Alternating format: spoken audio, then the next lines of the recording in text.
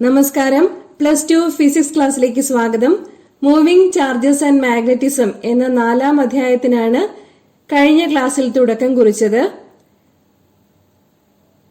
ഒരു current carrying കണ്ടക്ടറിന് അടുത്തു വച്ചിരിക്കുന്ന മാഗ്നറ്റിക് നീഡിൽ ഡിഫ്ലക്ട് ചെയ്യും എന്ന് ക്രിസ്റ്റ്യൻ ഓഴ്സ്റ്റഡ് എന്ന ശാസ്ത്രജ്ഞൻ കണ്ടുപിടിച്ചു. അതായത് കറന്റ് ക്യാരിയിങ് കണ്ടക്ടറിന് മാഗ്നറ്റിക് ഫീൽഡ് പ്രൊഡ്യൂസ് ചെയ്യാനുള്ള കഴിവുണ്ട്.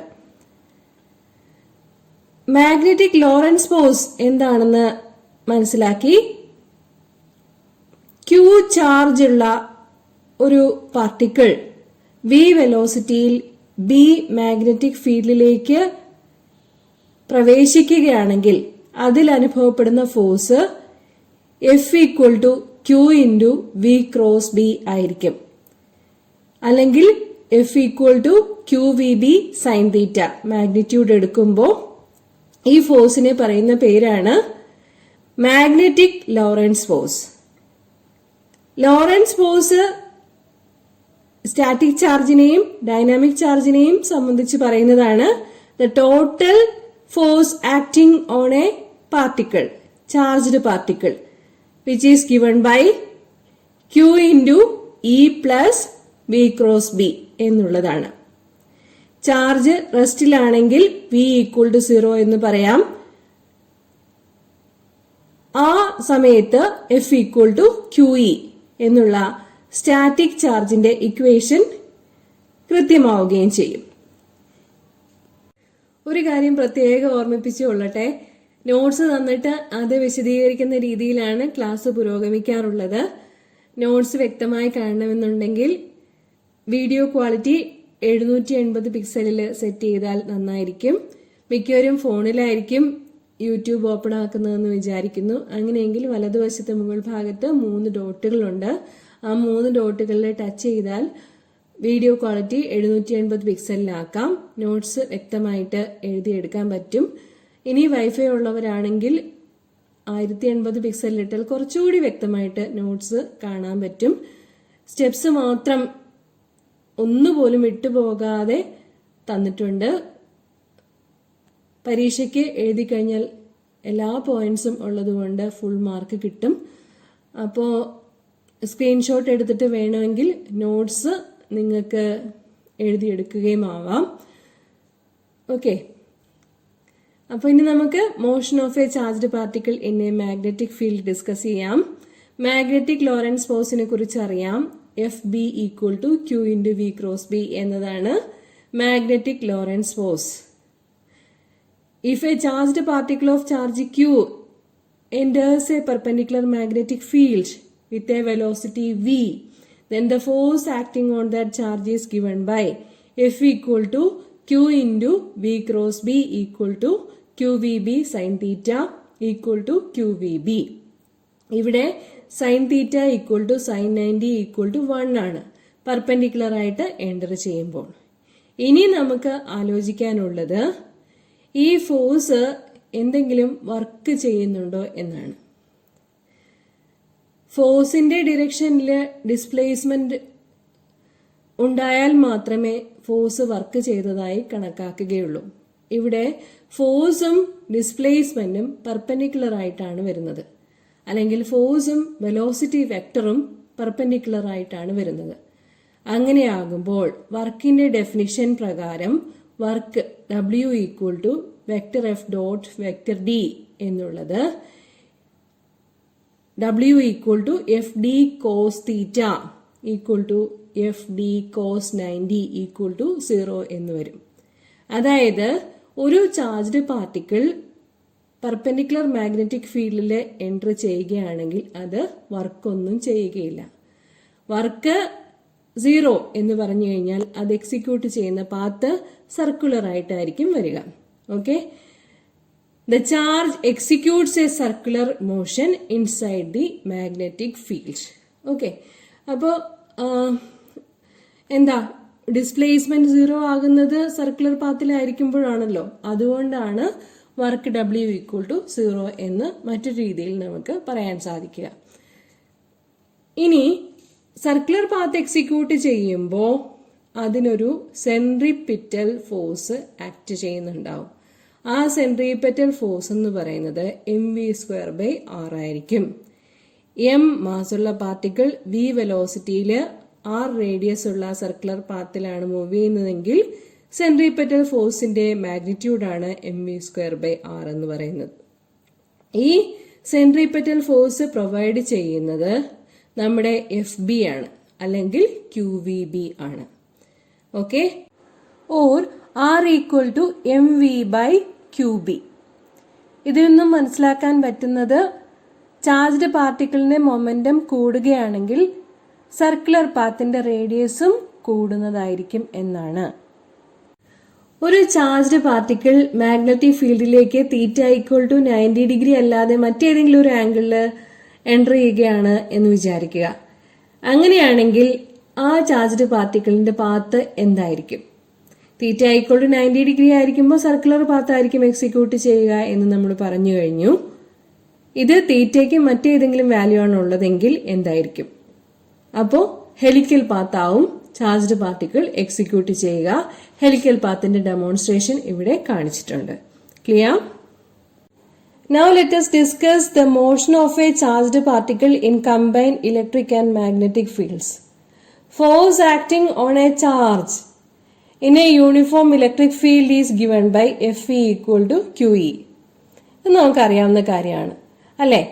ഫോഴ്സിന്റെ ഡിറക്ഷൻ എന്ന് പറയുന്നത് യൂണിഫോം ഇലക്ട്രിക് ഫീൽഡിന്റെ ഡിറക്ഷനിലായിരിക്കും. ഇനി ചാർജ്ഡ് പാർട്ടിക്കിൾ മൂവിംഗ് ആണെന്ന് വിചാരിക്കുക. v വെലോസിറ്റിയിൽ b മാഗ്നറ്റിക് ഫീൽഡിലേക്ക് പെർപെൻഡിക്കുലർ ആയിട്ട് എൻ്റർ ചെയ്യുകയാണെങ്കിൽ നമുക്കറിയാം മാഗ്നറ്റിക് ലോറൻസ് ഫോഴ്സ് ആയിരിക്കും ആക്ട് ചെയ്യുക.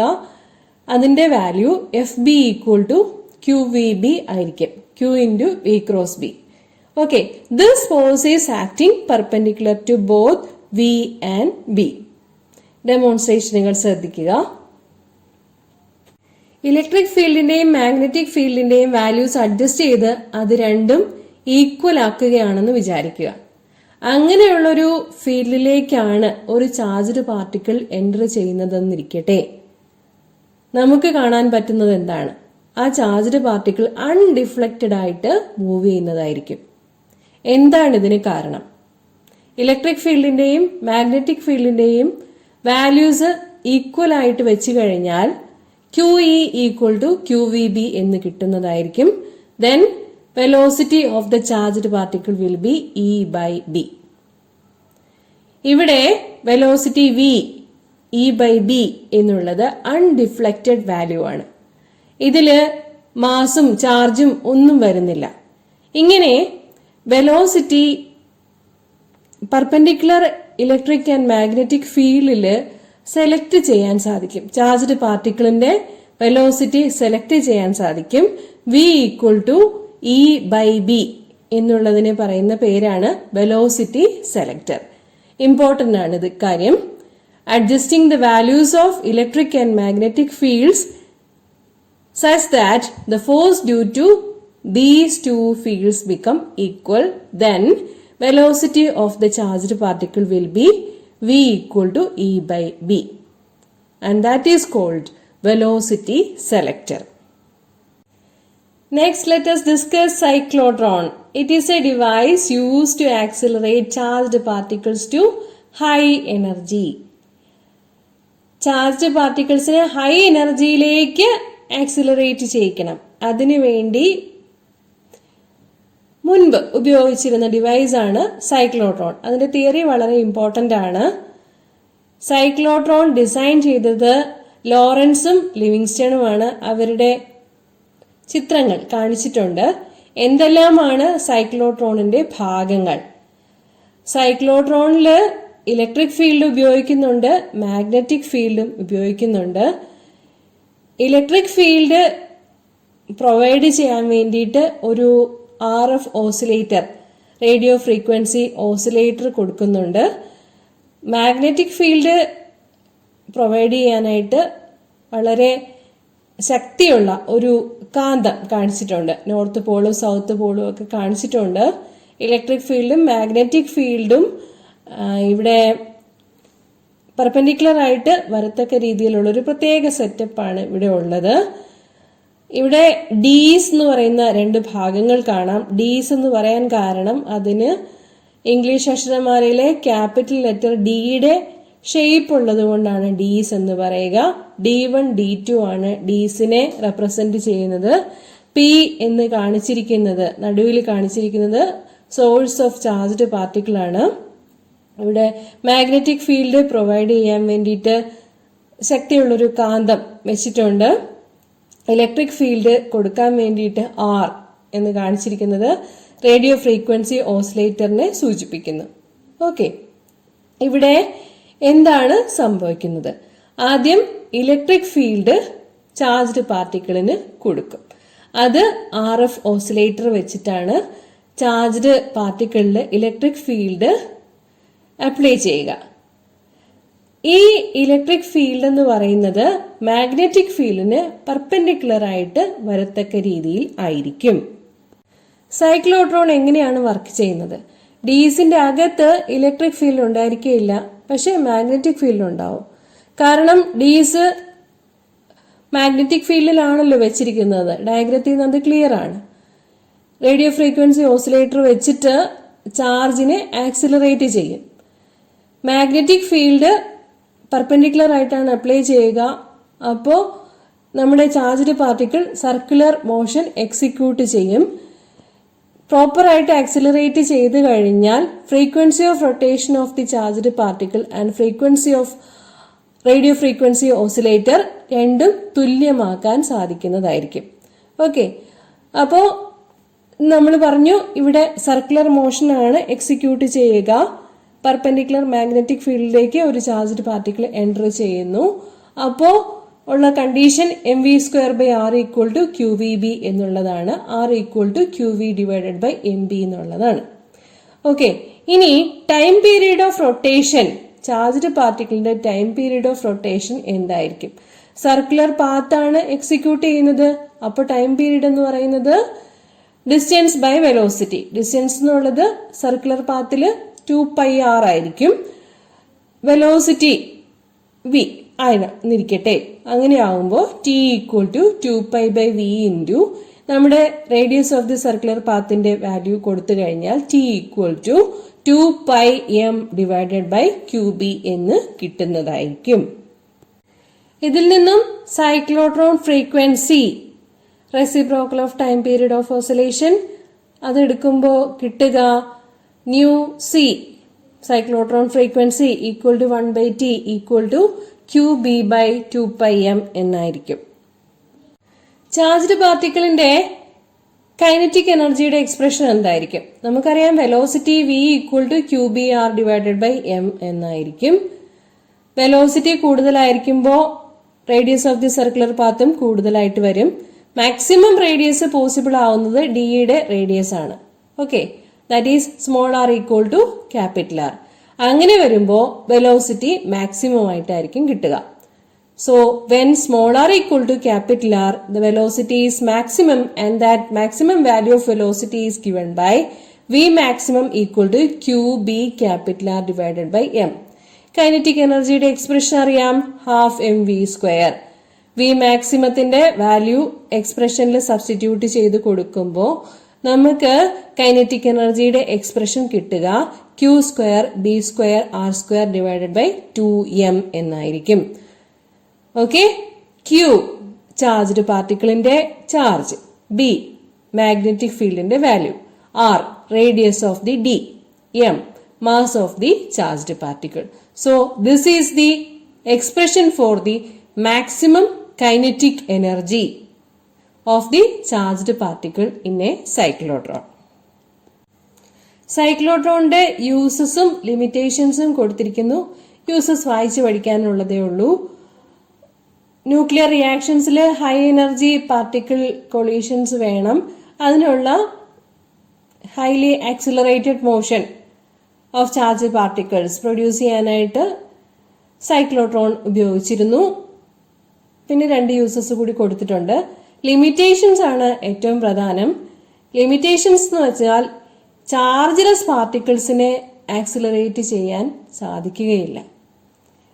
ന്യൂട്രോൺ പോലുള്ള ചാർജ്ലെസ് പാർട്ടിക്കിൾസിനെ ആക്സിലറേറ്റ് ചെയ്യാൻ സാധിക്കുകയില്ല. ചാർജ്ഡ് പാർട്ടിക്കിൾ ആയിരിക്കണം. അതുപോലെ മാസ് തീരെ കുറഞ്ഞ ഇലക്ട്രോൺ പോലുള്ള പാർട്ടിക്കിളിനെ ആക്സിലറേറ്റ് ചെയ്യാനും സാധിക്കുകയില്ല.